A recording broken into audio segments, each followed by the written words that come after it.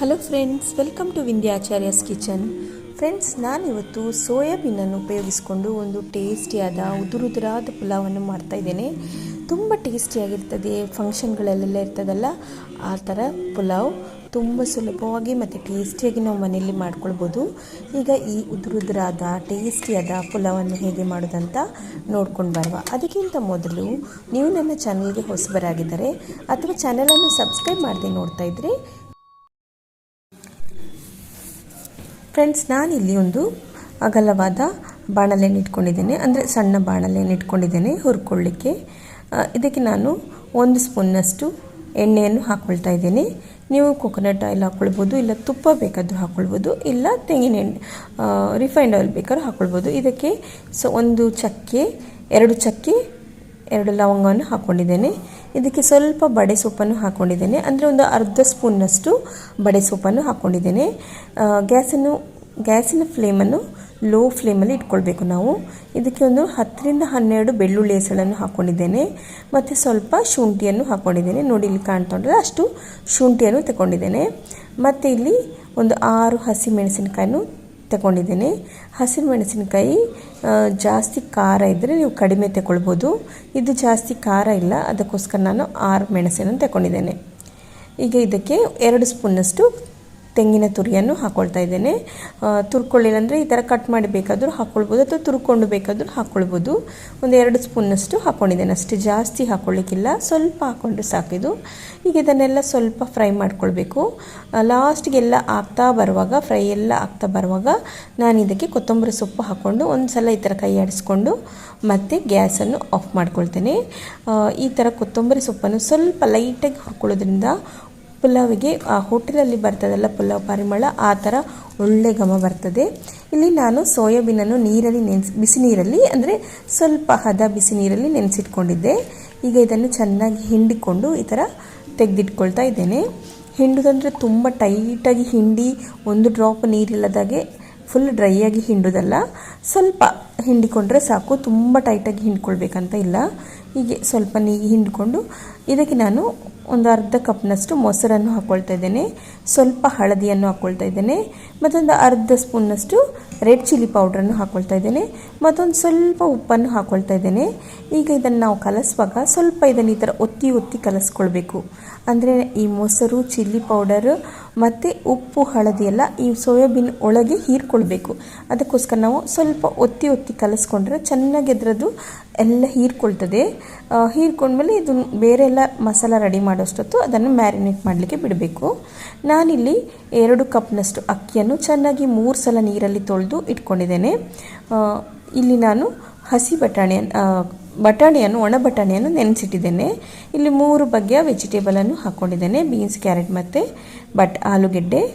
ಈಗ ನಾನು ಹುರಿದಿಟ್ಕೊಂಡ ಮಸಾಲವನ್ನು ಈ ಮಿಕ್ಸಿ ಜಾರಿಗೆ ಹಾಕ್ಕೊಳ್ತಾ ಇದ್ದೇನೆ. ನಾನೇನು ಚಕ್ಕೆ, ಲವಂಗ, ಹಸಿಮೆಣಸಿನ್ಕಾಯಿ, ಶುಂಠಿ, ಬೆಳ್ಳುಳ್ಳಿ, ಕೊತ್ತಂಬರಿ ಸೊಪ್ಪೆಲ್ಲ ಹಾಕಿದ್ದಲ್ಲ, ಅದಕ್ಕೆ ಸ್ವಲ್ಪ ಪುದೀನ ಸೊಪ್ಪನ್ನು ಹಾಕ್ಕೊಳ್ತಾ ಇದ್ದೇನೆ.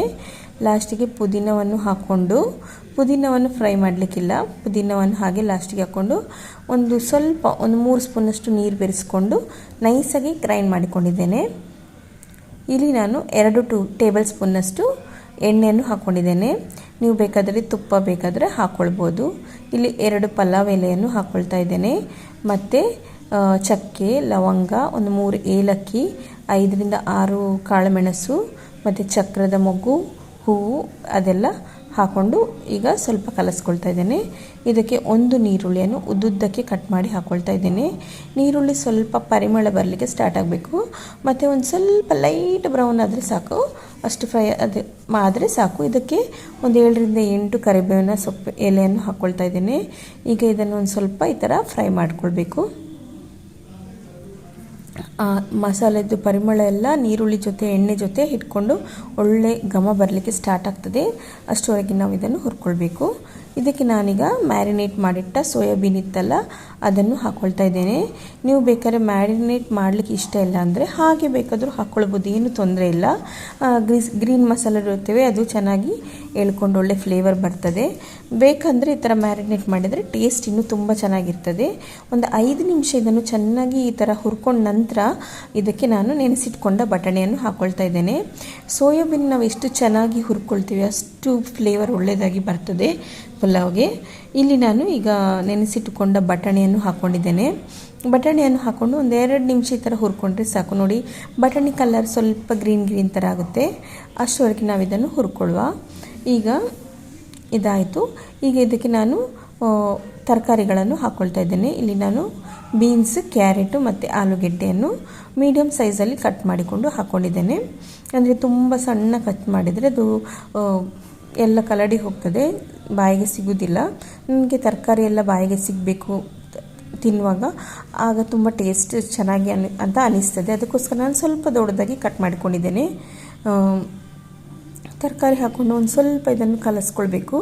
ಆಮೇಲೆ ಇದಕ್ಕೆ ನಾನು ರೆಡಿ ಮಾಡಿಟ್ಕೊಂಡೆ ಗ್ರೀನ್ ಮಸಾಲ ಪೇಸ್ಟನ್ನು ಹಾಕ್ಕೊಳ್ಬೇಕು. ಆಮೇಲೆ ಇದಕ್ಕೆ ಮಿಕ್ಸಿಗೆ ಒಂದು 1/4 ಕಪ್ನಷ್ಟು ನೀರು ಹಾಕ್ಕೊಂಡು ನೀರನ್ನು ಇದಕ್ಕೆ ಹಾಕ್ಕೊಳ್ಬೇಕು. ಜಾಸ್ತಿ ನೀರು ಹಾಕ್ಕೊಂಡ್ರೆ ನಾವು ಅಕ್ಕಿ ಬೇಯಲಿಕ್ಕಿಡುವ ನೀರಿನ ಅಳತೆಯಲ್ಲಿ ಹೆಚ್ಚು ಕಡಿಮೆ ಆಗ್ತದೆ. ಅದಕ್ಕೋಸ್ಕರ ಸ್ವಲ್ಪ ನೀರು ಹಾಕ್ಕೊಂಡ್ರೆ ಸಾಕು. ಹೈ ಫ್ಲೇಮಲ್ಲಿ ಇದನ್ನು ಚೆನ್ನಾಗಿ ಒಂದ್ಸಲ ತಿರುಗಿಸ್ಕೊಳ್ಬೇಕು. ಇದಕ್ಕೆ ಬೇಕಾದರೆ ಈಗ ಸ್ವಲ್ಪ ಹಳದಿ ಪೌಡ್ರ್ ಹಾಕ್ಕೊಳ್ಬೋದು. ನಾನೊಂದು ಸ್ವಲ್ಪ ಹಳದಿ ಹಾಕ್ಕೊಂಡಿದ್ದೇನೆ, ಯಾಕಂದರೆ ನಾವು ಸೋಯಾಬೀನ್ಗೆ ಹಳದಿ ಹಾಕಿರೋದ್ರಿಂದ ಇದಕ್ಕೆ ನಿಮಗೆ ಬೇಕಂದರೆ ಹಾಕ್ಬೋದು. ನಾನಿಲ್ಲಿ 2 ಕಪ್ ಅಕ್ಕಿಗೆ 4 ಕಪ್ನಷ್ಟು ನೀರನ್ನು ಹಾಕ್ಕೊಂಡಿದ್ದೇನೆ. ನೀರು ಹಾಕಿ ನೀರು ಸ್ವಲ್ಪ ಚೆನ್ನಾಗಿ ಕುದಿ ಬರಬೇಕು. ಈಗ ರುಚಿಗೆ ತಕ್ಕಷ್ಟು ಉಪ್ಪನ್ನು ಹಾಕ್ಕೊಳ್ತಾ ಇದ್ದೇನೆ.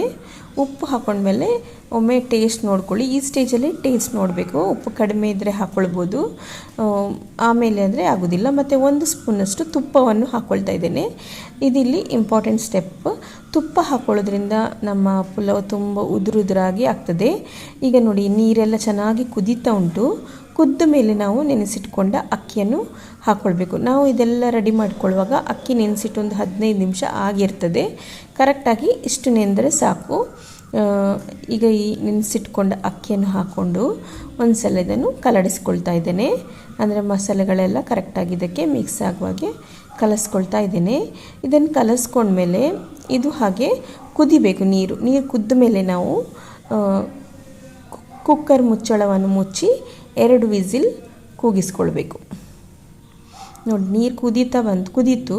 ಕುದ್ದ ನಂತರ ನಾವು ಮುಚ್ಚಳವನ್ನು ಮುಚ್ಚಿ 2 ವಿಸಿಲ್ ಕೂಗಿಸ್ಕೊಂಡಿದ್ದೇನೆ. 2 ವಿಸಿಲ್ ಆದಮೇಲೆ ತಣ್ಣಗಾದಮೇಲೆ ಓಪನ್ ಮಾಡಿ ನೋಡಿದ್ದೇನೆ. ನೋಡಿ ಎಷ್ಟು ಉದುರಾಗಿ ಆಗಿದೆ. ನೀರು ಹಾಗೆ ಕರೆಕ್ಟಾಗಿ ಆಗಿದೆ. ನಾವು ಗ್ರೀನ್ ಮಸಾಲ ಪೇಸ್ಟಿಗೆ ಏನಾದರೂ ಜಾಸ್ತಿ ನೀರು ಹಾಕ್ಕೊಂಡ್ರೆ ಇದು ಸ್ವಲ್ಪ ಅಂಟಂಟಾಗ್ತಿತ್ತು. ನಾವು ಸ್ವಲ್ಪ ನೀರು ಹಾಕ್ಕೊಂಡಿದ್ದೇವೆ. ಮತ್ತು ಬೇಯಿಸ್ಲಿಕ್ಕೂ ಕರೆಕ್ಟಾಗಿ ನೀರು ಹಾಕ್ಕೊಂಡಿದ್ದೇವೆ. 2ಕ್ಕೆ 4 ಕಪ್ನಾಗೆ. ಅಂದರೆ ನಾನಿಲ್ಲಿ ನಾರ್ಮಲ್ ಸೋನಾ ಮಸೂರಿ ಅಕ್ಕಿ ತಗೊಳ್ಳೋದ್ರಿಂದ ಈ 2ಕ್ಕೆ 4 ಕಪ್ನಷ್ಟು ನೀರು ಬೇಕಾಗ್ತದೆ. ನೋಡಿ ಎಷ್ಟು ಉದುರಾಗಿ ಆಗಿದೆ, ಎಷ್ಟು ಘಮಘಮವಾಗಿ ಆಗಿದೆ. ತುಂಬ ಟೇಸ್ಟಿಯಾಗಿದೆ. ಆ ಹೋಟ್ಲಲ್ಲಿ ಮದುವೆ ಮನೆಯಲ್ಲೆಲ್ಲ ಇರುವ ಪುಲಾವ್ ಥರವೇ ಟೇಸ್ಟ್ ಉಂಟು. ತುಂಬ ರುಚಿಯಾಗಿ ಆಗ್ತದೆ.